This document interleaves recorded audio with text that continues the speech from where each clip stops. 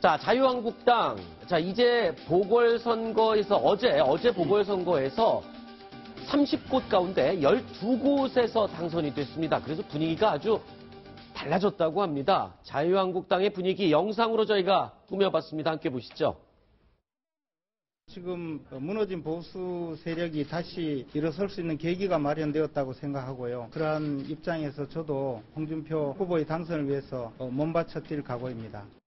수도권에서 우리가 압승을 했어요. TK에서는 전승을 했어요. 지금 그 집회하고는 달리 숨은 민심이 어제 다 나왔다는 겁니다.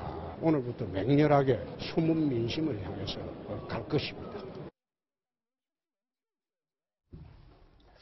자, 심성숙 차장, 네. 민동영 차장 두 분께 여쭙겠습니다. 재보궐선거의 결과가 대선에도 영향을 끼칠까요? 이 한국당, 자유한국당의 이런 분위기, 대선의 홍준표 후보에게도 어떤 영향을 받을 수 있을지가 궁금한데요. 저는 홍준표 지사에게 좀 불리할 것 같습니다. 아, 오히려요? 네, 왜냐하면 네. 이 경북은 사실 지난해 4.13 총선에서도 13군데 중 13곳을 모두 다 새누리당이 석권한 지역입니다. 그리고 지금 이번에도 이제 김재원 당선자가 사실 이제 19대, 18대 때 여기 의원이었고요. 그런데 네. 어쨌든 여기서도 그러니까 그 친박근혜 또는 박근혜 전 대통령의 핵심 지지층인 이 경북에서 결국은 유승민 후보 또는 바른정당에 대해서 틈을 주지 않았다는 것이 네. 결국은 자유한국당의 어떤 보수층에서도의 네. 그 영역을 아주 좁히는 것 그런 것이지 않을까 그런 결과를 주지 않을까 그렇게 생각을 합니다. 네.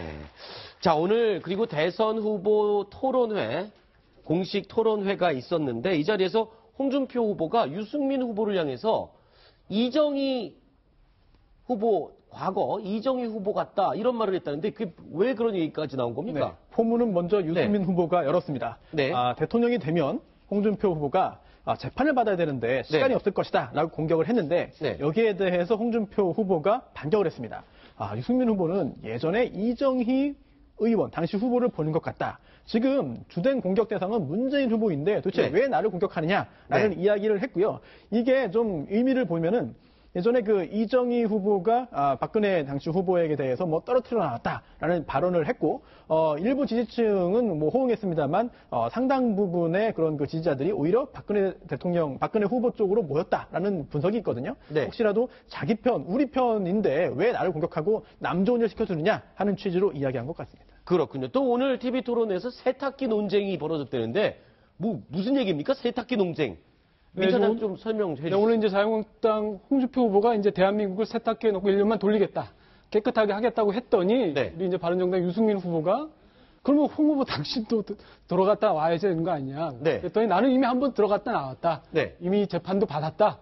그렇게 했더니 우리 이제 심상정 정의당 대선 후보께서는 이렇게 말씀을 하셨죠. 고장난 세탁기 아니냐.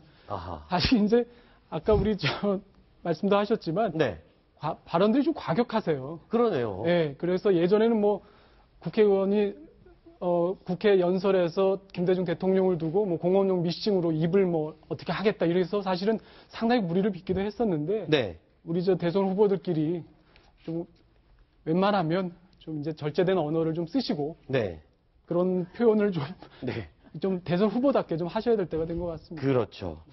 자, 그런데 오늘 예비역 장교들이요.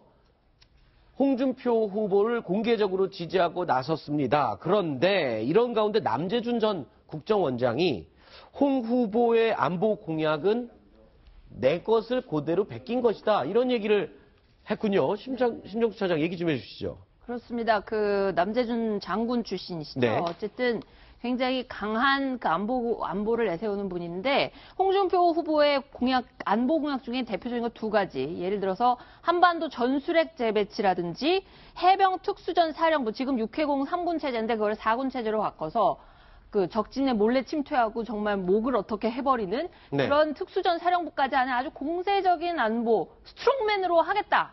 이 어떤 안보 전략이 남재준 전 국정원장이 내가 했던 거하고 너무 똑같다. 바뀌었다. 이런 주장을 한 건데요. 글쎄요. 이거는 홍 후보 쪽에도 한번 좀 확인을 해봐야 될 것 같습니다. 이게 정강 정책으로까지 오늘 발표하는 것이기 때문에 그 뭐 베끼기 논란은 뭐 사실 확인이 좀 필요하지 않을까 싶습니다. 그렇죠. 일단 홍 후보와 남재준 전 국정원장 어떤 내용이 있는지 뭘 베낀 건지 좀 더 비교를 해봐야 명확하게 얘기를 할 수 있을 것 같습니다. 자, 민동용 차장은 여기까지 이야기를 듣도록 하고요. 이어지는 순서에는 김정봉 전 NSC 정보관리실장 그리고 이정훈 동아일보 출판국 편집위원 두 사람이 또 함께 해주겠습니다. 오늘 수고했습니다. 고맙습니다.